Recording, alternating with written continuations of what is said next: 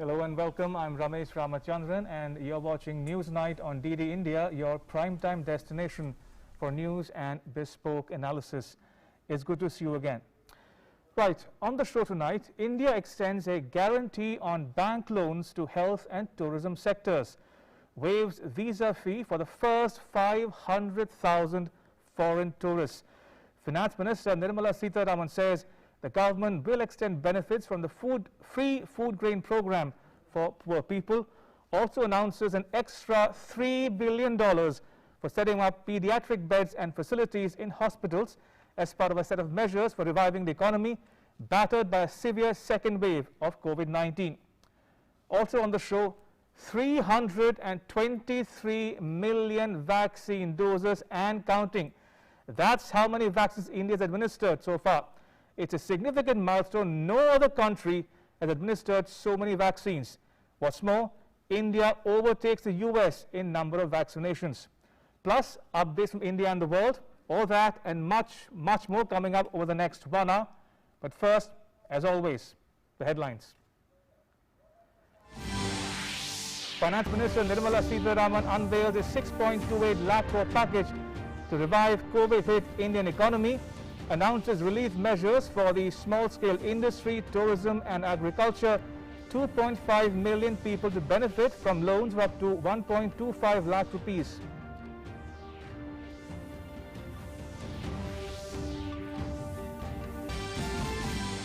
Government extends financial support to 11,000 tourist guides, waives visa fee for the first 500,000 tourists visiting India, also extends the Atmanirbhar Bharat Rozgar Yojana till 31st March next year, an extra $2.6 billion for broadband in villages.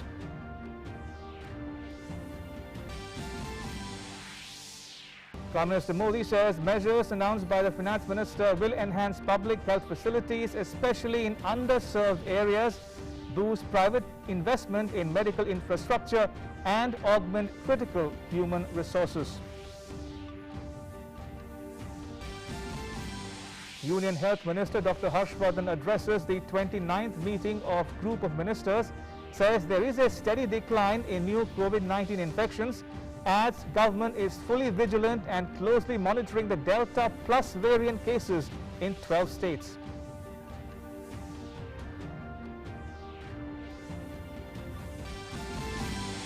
India achieves another milestone in COVID-19 vaccination, overtakes the US in total number of vaccine doses administered. Over 323 million doses administered so far. Prime Minister and Health Minister laud the success of vaccination drive.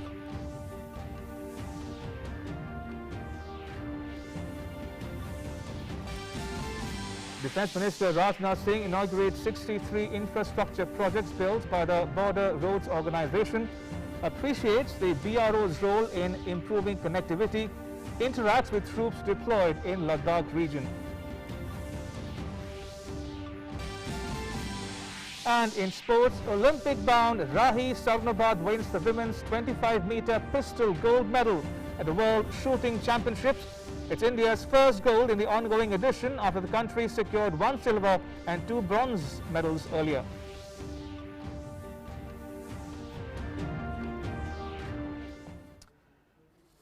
Right, let me dive straight into our cover story. Now, Finance Minister Nirmala Sitharaman on Monday unveiled an economic stimulus package worth 6.2 lakh crore rupees, announcing a set of measures for reviving the economy battered by a severe second wave of COVID-19. The minister also announced a 50,000 crore rupee credit guarantee scheme for setting up of health infrastructure by private hospitals in cities other than 8 metropolitan cities. Union Finance Minister Nirmala Sitharaman has announced a massive stimulus package of 6,28,993 crore rupees to support Indian economy in the fight against COVID-19 pandemic. It will cater to main sectors including tourism, agriculture, health, industry, northeast development and employment generation in the nation. Under the new loan guarantee scheme for COVID-affected sectors, working capital personal loans will be provided to people in the tourism sector to discharge liabilities and restart businesses impacted due to COVID-19. The scheme will cover 10,700 regional level tourist guides recognized by the Ministry of Tourism and state governments will be eligible for loans up to 1 lakh rupees. Travel and tourism stakeholders recognized by the Ministry of Tourism will be provided loans up to 10 lakh rupees. The scheme will cover about 10,700 regional level tourist guides who are recognized by Ministry of Tourism and tourist guides who are recognized by state governments. Travel and tourism stakeholders, which is literally the terminology used to talk about travel agents, I suppose, who are recognized by Ministry of Tourism will also be covered here. What do they get? They get 100% guaranteed credit of 10 lakhs for the TTSs who are agents or travel agencies, and 1 lakh for tourist guides who are licensed either by the regional or the state level authorities. The centre will provide free tourism visa to 5 lakh tourists. Once visa issuance is restarted, the first 5 lakh tourist visas will be issued free of charge. The scheme will be applicable till 31st March 2022 or till 500,000 visas are issued, whichever is earlier. Once we start visa issuance again, the first 5 lakh tourist visas will be issued totally free of charge. This will benefit for any tourist only once. The scheme will be applicable till 31st March 2022 or till the first 5 lakh of visas get covered. In other words, till 31st March 2022 or till the first 5 lakh tourist visas are issued, everyone gets free tourist visa. Small industries will also be benefited by the package announced by Finance Minister. Guarantee will be provided to scheduled commercial banks for loans to new or existing NBFC microfinance institutions on lending up to 1.25 lakh rupees to approximately 25 lakh small borrowers. Interest rate on loans from banks will be capped at MCLR plus 2%. The focus will be on new lending, not repayment of old loans. Under the ECLGS, the limit of admissible guarantee and loan amount has been proposed to be increased above the existing level of 20% of outstanding on each loan. While sector-wise details will be finalized as per evolving needs, the overall cap of admissible guarantee to be raised from 3 lakh crore rupees to 4.5 lakh crore rupees. Through the ECGLS 1, 2 and 3, in which, first we covered the MSMEs, then we also included some other sectors, and the third one also brought in hospitality and others. And as a result of which, 2.69 crores have already been utilized. The rest will also be available for people to utilize it. Now we are enlarging the scope of the ECGLS itself, where it was up to 3 lakh crore. Now we are bringing in another 1.5 lakh crore under the Emergency Credit Line Guarantee Scheme. Atmanirbhar Bharat Rozgar Yojana was launched on 1st October 2020 to incentivize employers for creation of new employment, restoration of loss of employment through EPFO. The scheme has been extended till 31st March 2022. The massive stimulus package also includes key steps already announced, including additional subsidy for DAP and PNK fertilizers and extension of Pradhan Mantri Garib Kalyan Anna Yojana. Apart from this, the centre has allocated 23,220 crore rupees more for public health, with emphasis on children and pediatric care, pediatric beds. Bureau Report, DD India. Now, the economic relief measures announced also aim to prepare the health systems for emergency response and provide impetus for growth and employment. Our next report gets you more. The Union Government has announced stimulus package of 6,28,993 crore rupees to boost economy during the fight against Covid-19 pandemic. Finance Minister Nirmala Sitharaman announced several economic relief measures amid the Covid pandemic, including 8 economic relief measures, of which 4 are absolutely new and 1 is specific to health infrastructure. 1.1 lakh crore rupee loan guarantee scheme for Covid affected sectors, This includes 50,000 crore rupees for health sector and 60,000 crore rupees for other sectors, including tourism. The health sector component is aimed at upscaling medical infrastructure, targeting underserved areas. Guarantee cover will be available both for expansion and new projects related to health medical infrastructure in cities other than 8 metropolitan cities, while the guarantee cover will be 50% for expansion and 75% for new projects. In case of aspirational districts, the guarantee cover of 75% will be available for both new projects and expansion. Maximum loan admissible under the scheme is 100 crore rupees and guarantee duration is up to 3 years. Banks can charge a maximum interest of 7.95% on these loans. Loans for other sectors will be available with an interest cap of 8.25% per annum. Thus, the loans available under the scheme will be much cheaper compared to the normal interest rates, without guarantee of 10 to 11%. Other than 8 metropolitan cities, the health and medical infrastructure in all other areas, all other towns, tier 2, tier 3 will be focused. So we are not looking at the 8 metropolitan, we are looking at all others.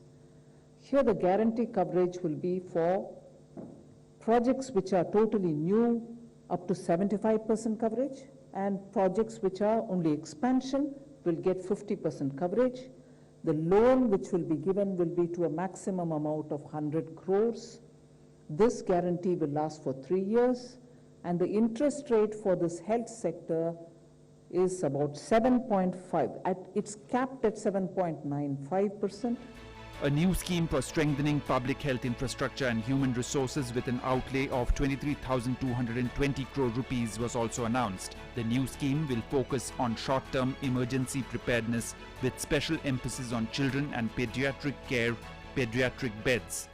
We are now providing 23,220 crores more, only focusing, sharply focusing on, among other things, but primarily focusing on children and pediatric care. This 23,220 crores will be spent in this financial year itself. It will also focus on funding of HR augmentation so that medical students, interns, nurses can also be, brought into helping in such emergencies. ICU beds will be made available. Oxygen supply at the central, district and sub-district levels will be ensured. And also making sure that equipments and medicines, teleconsultations and ambulance services, all of that will be taken care of with a primary focus on children. Record procurement of 432.48 lakh metric tons of wheat in Rabi marketing season done. Existing nutrient-based subsidy has been increased to 42,275 crore rupees in financial year 2021-2022. With a view to fighting malnutrition and improving farmers' income, Nirmala Sitharaman has announced release of climate-resilient special traits varieties. The Indian Council of Agricultural Research has developed biofortified crop varieties having high nutrients like protein, iron, zinc, vitamin A. 21 such varieties will be dedicated to the nation. They have now developed biofortified crop varieties, which if given to the farmers, they are able to produce better quality output, and that might help in providing greater protein, iron, zinc and vitamin A for nutrient value based grains, which are important for us. This is now being made available for several crops, 21 of them. As part of a plan to revive the Northeastern Regional Agricultural Marketing Corporation, a package of 77.45 crore rupees proposed for financial restructuring and infusion of funds to Neremak. This aims to enhance agricultural procurement, processing and marketing infrastructure in the Northeast. A business plan has been prepared to give 10 to 15% higher price to farmers, bypassing middlemen agents. A roadmap for capacity building, aggregation, marketing and technology prepared. Finance Minister Nirmala Sitharaman has said that Pradhan Mantri Garib Kalyan Anna Yojana has been extended till November 2021 with additional financial implication of 93,869 crore rupees. Apart from this, Finance Minister announced big measures to boost exports. Finance Minister said that under Digital India, all villages will be connected to broadband. Bureau Report, DD India.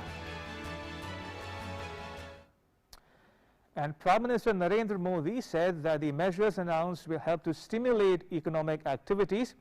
In a series of tweets, the Prime Minister said, measures announced by FM Nirmala Sitharaman today will enhance public health facilities, especially in underserved areas, boost private investment in medical infrastructure, and augment critical human resources. Special focus is on strengthening healthcare facilities for our children. The Prime Minister added, importance has been given to helping our farmers. Multiple initiatives have been announced which reduce their costs, increase their incomes, and support greater resilience and sustainability of agricultural activities. He further said, support has been announced for our small entrepreneurs and self-employed persons to enable them to sustain their business activities and expand them further. Several initiatives, including financial assistance, are being taken to help those linked with tourism, and that the measures will help to stimulate economic activities, boost production and exports, and generate employment. Result-linked power distribution scheme and streamlined processes for PPP projects and asset monetization demonstrates our government's continuing commitment to reforms, unquote.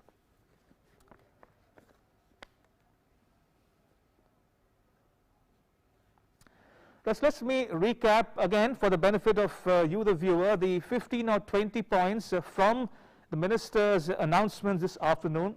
Now, her focus clearly was on economic relief from pandemic. Now, point number one, 1.1 lakh crore rupees or nearly $15 billion have been kept aside for loan guarantee scheme for COVID-affected sectors. Next, now this includes 50,000 crore rupees or $6.7 billion for the health sector. Point number three, an extra 1.5 lakh crore or $20.2 billion for the emergency credit line guarantee scheme under the Atmanirbhar Bharat package launched in May last year. Next, guarantee will be given to the scheduled commercial banks for loans to new or existing NBFC MFI for lending up to 1.25 lakh rupees or nearly $1,700 to 2.5 million small borrowers. Next, financial support to 11,000 registered tourist guides or stakeholders in travel or tourism industry. Sixth, India to provide free tourist visa to the first 500,000 tourists or till 31st March next year, whichever is earlier. 7. The Atmanirbhar Bharat Rozgar Yojana extended from 30th June to 31st March next year. Right, moving on, an extra 14,775 crore rupees or about $2 billion to be given as subsidy for DAP and PNK fertilizers. Next, the Pradhan Mantri Garib Kalyan Anna Yojana has been extended till November this year. 5 kg food will be given free of cost to the poor. Next up, 23,220 crore rupees or $3.1 billion more for public health with special emphasis on children and pediatric care or pediatric beds. Next up, 21 climate resilient special traits varieties of rice, peas, millet, maize, soya bean, quinoa, buckwheat, winged bean, pigeon pea and sorghum to be given to fight malnutrition and improve farmers' income. Moving on, the Northeastern Regional Agricultural Marketing Corporation will be revived. It will help farmers get a profitable price for their produce. Point number 13, 33,000 crore rupee or $4.4 billion boost for project export through National Export Insurance Account.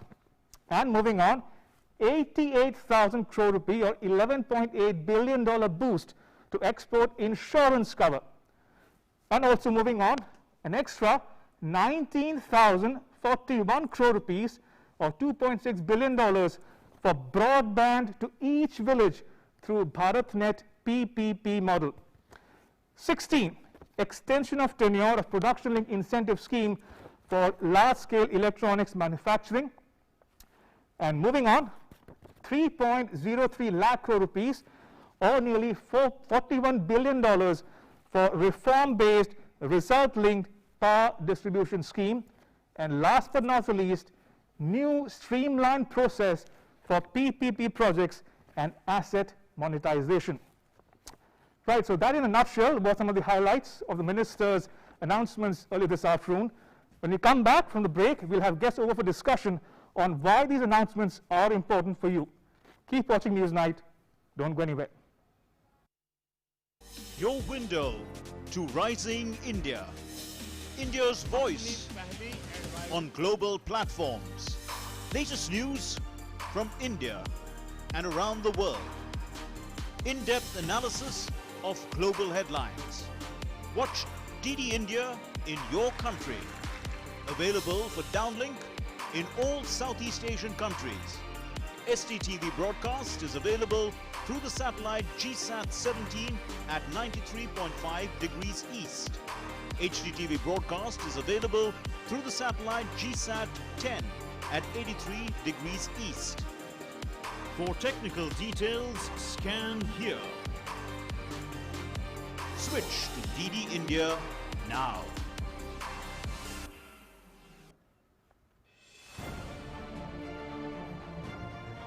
Corona के विरुद्ध लड़ाई में सही और सटीक जानकारी है अहम।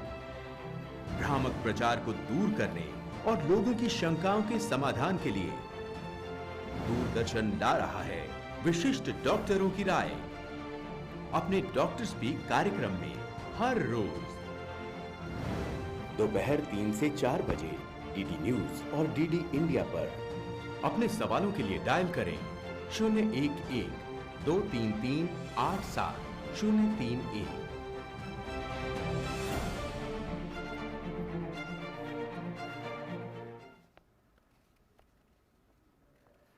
Welcome back. You're watching Newsnight on DD India. Time now for our In Focus segment, in which we are discussing about Finance Minister's relief measures to revive sectors hit by COVID-19. Joining me are two guests, Dr. Arvind Virmani, Chairperson, eGrow Foundation and former Chief Economic Advisor to Government of India, and Ms. Deepshikha Sikarwa, Senior Editor, The Economic Times. May I welcome both my guests on Newsnight. Dr. Virmani, if I can start with you, your big picture takeaways from this afternoon's announcements. Did it tick all the right boxes for you, Dr. Virmani? So basically, from my perspective, there are three broad areas. One, of course, is the overall fiscal stimulus issue. Right. The second one is the kind of addressing additional problems which were not there before the second wave, which have kind of highlighted or come to attention in the second wave. Third is proceeding with the reform agenda and maybe adding two things. Reform agenda which has been outlined over the last 18 months or so. Very briefly, let me just comment on each of those three. So on the stimulus, some people, like they have been for the last 12, 18 months, they are clamoring for large size. I have always opposed that. I don't think it's a matter of the size, and we keep comparing, the same people keep comparing with what US has done, others have done. They have always favored, I have favored, my research shows that a targeted approach is best, and that's what the government has adopted. So they are staying with that. So I think that's a good thing. In that context, I just want to mention two issues which arise. One is that investment, we know private investment will take some time to revive. So government has focused in the budget on the increase in capital expenditures of the government, and it slowed down in the second wave, and I'm sure the government is in the process of reviving the so-called construction intensive projects which will generate income quickly, wages, income and consumption. The second, and of course also give investment stimulus. The second aspect, which is why a lot of people are again clamoring for large fiscal package, is that the so-called wealth effect, as I call it, but people call it savings, that savings of the poor and the lower middle class and all those affected by the virus, health problems, their savings have been drawn down, and therefore they will be more conservative and slow in reviving consumption, and therefore you need a stimulus. Again, I think where I differ with these people, and the government has taken the approach which I am suggesting also, so I'm sure their analysis is similar, is that the revival will be much quicker in Q2. We are almost at the end of Q1, end of June. The next, in Q1, Q2, which starts in July, the revival of demand will be much faster than people have anticipated, and therefore we will not actually need it. And the government seems to think the same. That is one part, the fiscal package. So I think the fiscal package is correct. It is focused on targeting 2 or 3 things which I want to mention, which again is a lesson we've learned, and we recommended this in the first wave also. One is credit guarantee, so that survival and revival. This is most needed in contact services, which are slow to revive, and within that, of course, health services are critical, because we have learned in the second wave that certain specific things like oxygen, etc., are critical. So the government is focusing it, targeting it on things which are really needed because of the second wave. Indeed. Similarly, so credit guarantees, health and medical infrastructure, and social welfare. It had already extended the free food program, and also the job, now it has extended or expanded the job program, because in every wave the unemployment suddenly spikes, and this new focus on tourism. So that's part of this, what I call the social welfare effects, to address the temporary effects, which will take a little longer, maybe another couple of quarters to revive naturally. So they are stimulating that. And finally, this set of reforms I'll mention very quickly. The asset monetization, which was promised in the budget. So I'm glad that Finance Minister has mentioned it, because it's very important to complete all the promises which the government has made. Electricity distribution reforms, which were again mentioned in the budget, and she is in essence telling the public that we have not forgotten, we are acting on them, and we are proceeding step by step on that. Digital India, which is, I must say personally, I was very disappointed in the last 12 months that we are not making as much progress I think is needed. So again, that's a little bit of a surprise to me, but I'm very happy that it has come to the attention of the government that they need to accelerate that BharatNet India digital program. And she gave a number of details which suggest that the focus of government is now on this, to complete it quickly. PLI scheme needed extension. A lot of the electronics manufacturers which were interested, but the PLI decisions are very marginal. So if they had not extended the PLI by 1 year for the electronics, many firms may have given up. So I think that's a sensible decision. And export insurance, because there's suddenly a boom. I'm not sure whether you've heard of this, but there is a backlog. There's a big foul up in the shipping outside China.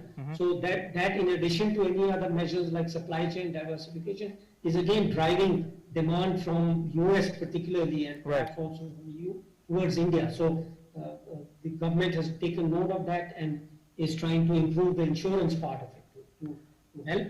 And finally, the agriculture in the Northeast you mentioned, the agriculture related, to continue forward, to be able to take full advantage of all the agriculture reforms announced earlier. Dr. Virmani, you've covered a lot of ground there, and time permitting, we'll try to address specific issues going forward. But I want to get a sense from you as well, Ms. Sikarwar. Timely, would you say, these announcements this afternoon? Definitely. So see, we have to see these measures from what has happened over the past 1 year. So what government has essentially tried to do is, it took a lot of measures, when the first wave struck us and the lockdown was imposed. So it has attempted to build on what was already done. Right. And what has been done this time, and like Dr. Virmani said, you could put it in like 4 or 5 buckets altogether. So one is you are ensuring that there is enough liquidity for business through the credit guarantee schemes. There is enough credit which is being pushed for multiple sectors. And this time we are seeing there is this push towards healthcare, creating health infrastructure, and also services sector, which have been hit the most during the pandemic. Now the second set of measures we've seen, Prime Minister announced in his address to the nation, extension of the free food program till November. And Finance Minister also mentioned it in her today's address, and additional subsidy for the fertilizer sector. So you are addressing the weaker sections, you are also targeting the rural area, which has also been impacted by the COVID wave this time around. So there was a lot of apprehension about it. Now, in the second wave, there was this lack of health infrastructure, which really was highlighted very much. So there is a new scheme which has been launched for creation of health infrastructure in states. Export sector has been targeted. So their government has gone methodically and to build on what has already been done, and also take specific measures to address the issues. Now, jobs have become an issue. So the scheme which was launched last year has been extended. The PLI, companies were facing a lot of issues because supply chains were disrupted, there were lockdowns, there was restriction of movement of, manpower. So they could not, their targets, they wanted targets to be postponed. So industry has been batting for these measures. Even in tourism, industry has been batting for, assistance to, say, small tourist guide, travel agencies, basically people who were at the ground level and were really hit by, sectors, by lockdowns, restrictions, and so on and so forth. So very targeted measures which are building on what was already done last year. Indeed. Dr. Virmani, listening to you and Ms. Sikarwar, I get the sense that the focus clearly was on healthcare, tourism, services sector, and so on. Focusing specifically on health for a moment. Now, what did you make of this 1.1 lakh crore rupee for the loan guarantee scheme for COVID affected sectors, which includes 50,000 crore for the health sector in particular? Welcome measure under the circumstances, you think? There was an argument even at the budget time. There were a lot of people arguing that we must expand the overall health expenditure on everything. And some of us argued that at this point, and given that our fiscal deficit is already blowing up and may not be come back to a reasonable number for half a decade or more, that focus on what is needed right now, which is COVID related. So I'm very happy again that the government is listening to these voices like ours, where the urgent need right now, given all these disruptions. Absolutely. Dr. Virmani, I'm afraid I'm running short of time. Focus on the immediate problems. Indeed. And therefore the immediate problem was COVID. And so focus on oxygen oxygen related beds, beds which have oxygen supply, the supply side of oxygen. And all these other measures, focus on vaccination. So focus on Dr. Virmani, if you can hear me, I meant to say that we are running out of time, so may I quickly give Mr. Sikarwar the last word on this discussion, if you don't mind. Mr. Sikarwar, looking at the announcement this afternoon, do you think these will keep India in good stead going forward, especially if, or again, subsequent waves of the coronavirus going forward as well? So, if you actually look at these measures, there is, experts are better placed to say whether, a third wave will hit us or not, or when it will hit us. But what these measures are doing is they are addressing the gaps, like in healthcare sector. And they are trying to provide some respite, some relief to the businesses which had been hit very hard. So they will provide some succor going forward, irrespective of whether a third wave hits us or not. will help businesses, people prepare for it better. Especially in the healthcare sector, I think the scheme which has been announced, it is a very sensible intervention right now, because the country really faced lack of healthcare infrastructure during the second wave. So we are gearing up. Also, you know, the measures which may not be part of today's package, but measures such as, you know, for the farms, to support the farm sector. Yeah, very quickly, please, Ms. Sikarwa, if you don't mind. For the farm sector, or, you know, for people who have been hit hard in terms of, you know, income tax relief, which were announced a few days back. So measures have been provided to provide, and if you look at the title of the finance minister's presentation, this was economic relief from pandemic. So measures building up on what was already done, the job guarantee, the gaps which were felt, those I think the government has tried to address through these measures. Fair point. On that note, may I thank both my guests, Ms. Deepshika Sikarwa and Dr. Arvind Virmani, for making time for us here on Newsnight. Appreciate it. Thank you. Right, so that was a discussion with our two guests on the economic stimulus package announced this afternoon by Finance Minister Nirmala Sitharaman. Now, shifting focus to other stories we are tracking here on Newsnight tonight.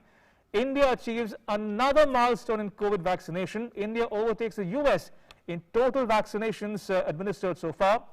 India so far has administered 323 million doses across the country, and PM Modi reiterated his government's commitment to vaccines for all, free for all. More in the next report. India battles COVID-19. The country has achieved another milestone in number of vaccine doses administered. India's COVID vaccination drive started on 16th of Jan 2021, whereas the COVID vaccination in USA started on the 14th of December 2020. Prime Minister Narendra Modi congratulated all those who are driving the momentum of India's vaccination drive. In a tweet, the Prime Minister said, India's vaccination drive keeps gaining momentum. Congrats to all those who are driving this effort. Our commitment remains vaccines for all, free for all. Dr. Harshvardhan, Union Minister of Health and Family Welfare, chaired the 29th meeting of the high-level group of ministers on COVID-19 via video conference on Monday. The group of ministers placed on record its appreciation for all those who worked tirelessly for COVID-19 management and for ramping up the coverage and speed of COVID-19 vaccination across the country. We have given 32 crore 36 lakh 63,297 doses to our countrymen, and this number is historic today because today we have overtaken United States of America in the number of doses that have been given to our countrymen in COVID vaccination. Union Health Minister also termed the Delta Plus variant of COVID as a variant of concern. Delta Plus is also a variant of concern as it is a sub-lineage of the Delta variant. Scientists are right now studying its impact on disease transmission, severity, immune escape and other public health effects. While speaking at the virtual CII Public Health Summit, AIIMS Director Dr. Randeep Guleria said, we need a robust healthcare system. What COVID-19 has shown us is that we need a robust healthcare system. What are the challenges that we have in front of us, which I think we need to address? One is, of course, like I've already mentioned, underinvestment as far as health is concerned. And this has been one of the biggest challenges during the pandemic that we need to address. R.S. Sharma, CEO, National Health Authority, said COVID has become popular. Over 50 countries are interested in this technology. This platform keeps an account of each individual. When was he vaccinated the first time? Which vaccine was administered to him? What were the adverse impact, if any, which the person had experienced? What is the vaccine type? Who vaccinated him? Everything is there. And then, of course, a continuous follow-up for him to basically remind him about the second, dose of vaccination. That's really something very, very unique in the world. Meanwhile, India reports 46,148 new cases in the last 24 hours. Less than 1 lakh daily new cases have been reported for 21 continuous days now. India's active caseload declines to 5,72,994. Active cases constitute 1.89% of total cases. 2 crore 93 lakh 9,607 total recoveries across the country so far. 58,578 patients recovered during the last 24 hours. Daily recoveries continue to outnumber the daily new cases for the 46th consecutive day. Recovery rate increases to 96.80%. Weekly positivity rate remains below 5% and currently is at 2.81%. Daily positivity rate at 2.94%, which is less than 5% for 21 consecutive days. Testing capacity substantially ramped up and 40.63 crore tests total conducted. Meanwhile, Dr. Reddy's laboratories announced the commercial launch of 2-deoxy-D-glucose 2DG used to treat COVID-19 patients, adding that the drug will be made available across hospitals in metros and tier 1 cities in the initial weeks. It has been found to help speed up recovery and reduce oxygen dependence. With inputs from Nitendra Singh, DD India. Now, as you may be aware, economic activity is slowly but surely resuming in India after an extended period of lockdown or similar restrictions. But as India prepares to come out of this deadly second wave of the pandemic, states are gradually unlocking. Here's a comprehensive ground report. Take a look. India witnesses steady decline in number of fresh COVID-19 cases, and many states are now moving towards the process of gradual unlocking. In its phase-wise unlock approach, the Delhi government has now allowed gyms and yoga institutes to open with 50% capacity starting from Monday. Further, the government has extended the cap on number of guests in marriages to 50, which was earlier restricted to 20 guests only. However, schools, colleges and educational institutions will remain closed. Religious, social, political and cultural activities will also remain prohibited. Cinema halls, theatres, multiplexes, entertainment parks, spas, assembly halls and auditoriums will also remain closed till 5th of July. In Maharashtra, the state has revised the lockdown guidelines, removing certain relaxations starting from Monday. Under the new guidelines, malls and theatres shall remain closed. Mumbai local services will be allowed for ferrying essential services related employees. Shops selling essential items will remain open up to 4 p.m. on all days. Shops selling non-essential items shall be allowed to open only on weekdays till 4 p.m.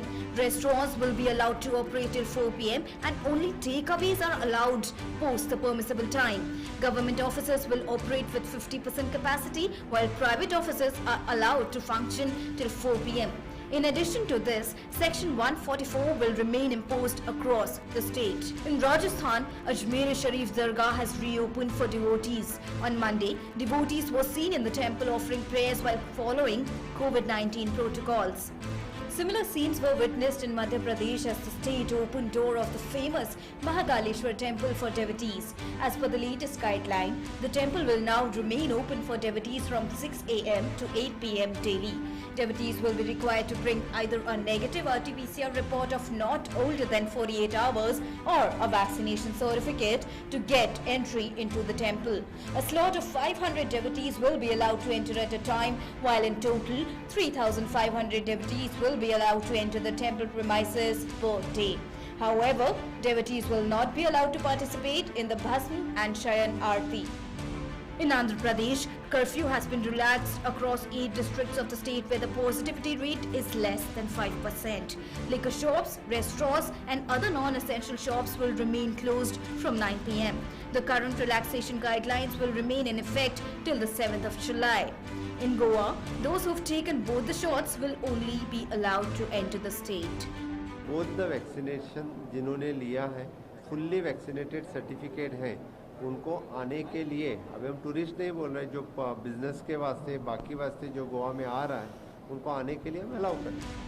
Whereas in West Bengal, COVID-19 restrictions will remain in effect till 15th of July. Salons, beauty parlors will be allowed to open from 11 a.m. to 6 p.m. with 50% seating capacity, provided the staff is vaccinated. Gyms will be allowed with 50% capacity, whereas private and corporate offices will be allowed to operate from 10 a.m. to 4 p.m. with 50% working capacity.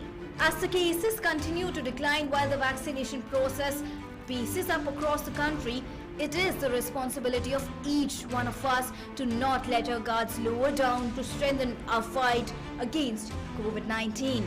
Bureau Report, DD India. In other news, Defence Minister Rajnath Singh on Monday inaugurated 63 bridges built by the Border Roads Organisation in 8 states. He interacted with troops of the Indian Army's 14 Corps in Ladakh. The minister said India believes in resolving disputes through dialogue with neighbouring countries, but is always prepared to give a befitting reply if provoked. Defence Minister Rajnath Singh dedicated to the nation 63 bridges built by the Border Roads Organisation in 6 states and 2 union territories at an event held in Kungam in Ladakh on Monday. From Kungam, the Defence Minister inaugurated a 50-metre-long bridge constructed on the Leh-Loma road in Ladakh. This single-span steel superstructure bridge replaces an existing Bailey bridge and will ensure unhindered movement of heavy weapon systems, including guns, tanks and other specialized equipment. The Leh-Loma road, which connects Leh with places such as Chumatang, Hanli and So Marori Lake, is vital for access to forward areas in eastern Ladakh. In addition to this, the Defence Minister virtually inaugurated 62 more bridges, 11 in Ladakh, 4 in Jammu and Kashmir, 3 in Himachal Pradesh, 6 in Uttarakhand, 8 in Sikkim, 1 each in Nagaland and Manipur, and 29 in Arunachal Pradesh. The combined cost of the projects is 240 crore rupees, and they will provide a tremendous boost to connectivity in the border areas. Speaking on the occasion, Rajnath Singh lauded BRO's commitment towards establishing connectivity to far-flung areas, especially during the COVID-19 pandemic, saying that some of these bridges will become a lifeline for many villages located in remote, inaccessible areas. उसे 12 सड़कों का लोकार्पण हुआ था। आज 63 bridges और roads इनका लोकार्पण हो रहा है। सब मिला जुलाकर 75 यानी जब हम आजादी के 75वें वर्ष में प्रवेश कर रहे हैं, तो बॉर्डर रोड ऑर्गेनाइजेशन ने यह फैसला किया कि हम 75 ऐसे कार्यों का जिनका हमने निर्माण किया है, हम इस राष्ट्र को समर्पित करेंगे। He called for dialogue with neighboring countries to resolve disputes, maintaining that India is a peace-loving nation which does not believe in aggression. However, if provoked, we will give a befitting reply. हम लोग भारत के लोग बराबर वसुधैव कुटुंबकम, the whole world is our family, यह संदेश देने वाले लोग रहे। हम तो विश्व शांति के पुजारी हैं।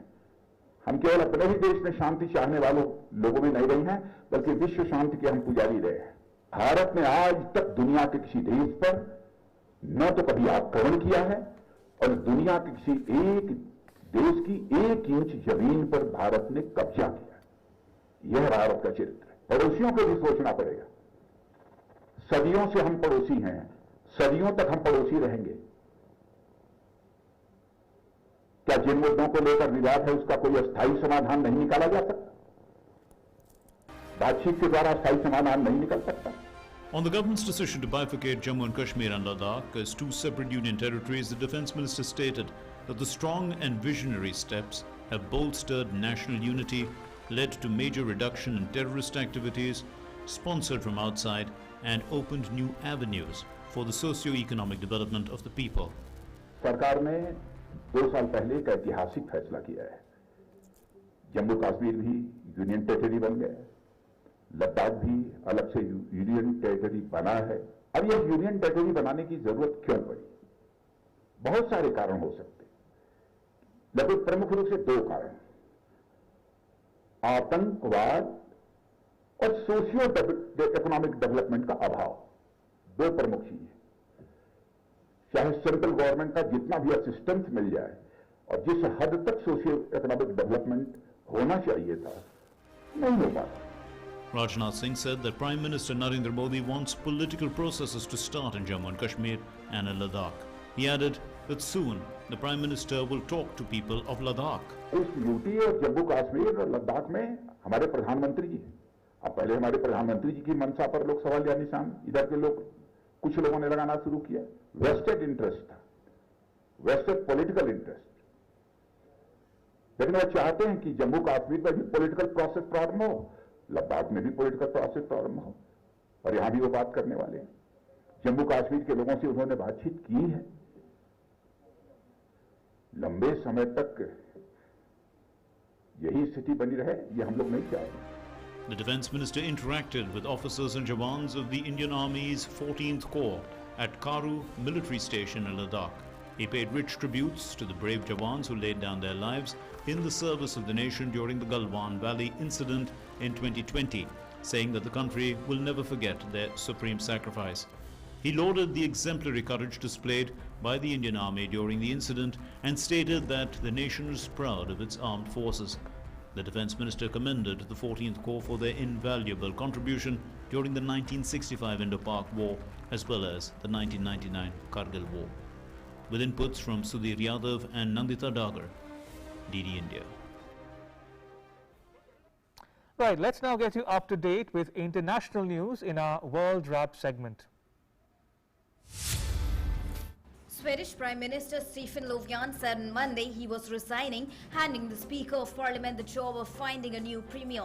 The Social Democrat leader lost a vote of no confidence last week. Löfven had been given a deadline of midnight on Monday to either step down or call a snap election after losing the 21st June no confidence vote when the Left Party withdrew its support. He had hoped to find fresh backing in Parliament to secure his reappointment. Italy's Foreign Minister Luigi Di Maio welcomed US Secretary of Antony Blinken on Monday to a meeting in Rome. They will co-chair to discuss Islamic State and Syria. Ministers and officials from around the world will attend the one-day Global Coalition to Defeat ISIS meeting. Many are in town to attend the beginning of a G20 foreign ministers meeting in Paris. A British Royal Navy ship passed through Bosphorus Strait on Monday en route to the Black Sea. HMS Trent, a river-class patrol boat, is heading to the Black Sea amid a deepening row between Russia and the West over the activities of British and American warships near the coast of Crimea. The mission comes a week after Russia said it had fired warning shots and dropped bombs in the path of a British destroyer, HMS Defender, to chase it out of what the Kremlin says are its territorial waters, but which Britain and most of the world say belong to Ukraine. Democratic Republic of Congo's President Felix Tshisekedi and his Rwandan counterpart Paul Kagame have vowed to end decades of mistrust as they toured areas impacted by a recent volcanic eruption. Ties between the two neighbors have been tense for decades. Rwanda has in the past been accused of provoking conflict in Congo's restive North Kivu province. Britain's Prime Minister Boris Johnson said on Monday that the country is on course to be able to lift most remaining COVID-19 restrictions on 19th of July.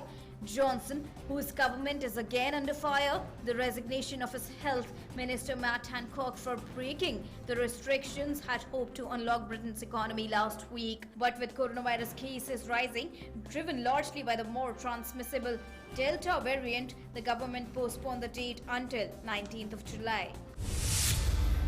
Russia has decided to tighten restrictions in view of the rising COVID-19 cases and death toll. The country reported 21,650 new COVID-19 cases on Monday, including 7,246 in Moscow. The new restrictions will cover drinks and meals in bars and restaurants. Moscow on Monday recorded 124 deaths, the highest daily toll since the pandemic began. Right, to sports news now. World number 1 Novak Djokovic began his bid for a 6th Wimbledon title and 20th Grand Slam with a 4-6, 6-1, 6-2, 6-2 win over wildcard Jack Draper. Draper stunned the Serb top seed with a confident start. It was the first set that 34-year-old Djokovic had dropped in the Wimbledon first round since 2010. But the 5-time champion fought back to win on centre court. In women's singles, Arina Sabalenka opened Wimbledon 2021 with a straight set win over Romanian qualifier Monica Niculescu. The second seed breezed past Niculescu 6-1, 6-4 in the first match at the championships. With persistent rain preventing play on the outside courts, the Belarusian kicked off the championships under the closed roof on court 1 and set the green grass on fire with her aggressive tennis. And Olympic-bound Rahi Sarnobat displayed sensational form to claim the women's 25-meter pistol gold medal at the ISSF Shooting World Cup on Monday. Sarnobat's gold is India's first in the ongoing edition after the country secured 1 silver and 2 bronze medals earlier in the tournament. The 30-year-old fired a final score of 39 after qualifying second with a total of 591. Her stupendous performance in the final included perfect scores in the 3rd, 4th, 5th and 6th series.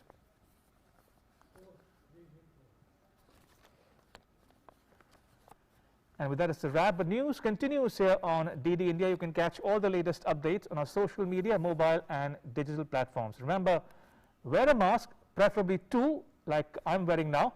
It's for your own good. Also, please go and get a vaccine if you haven't already. Thanks for watching. Bye-bye.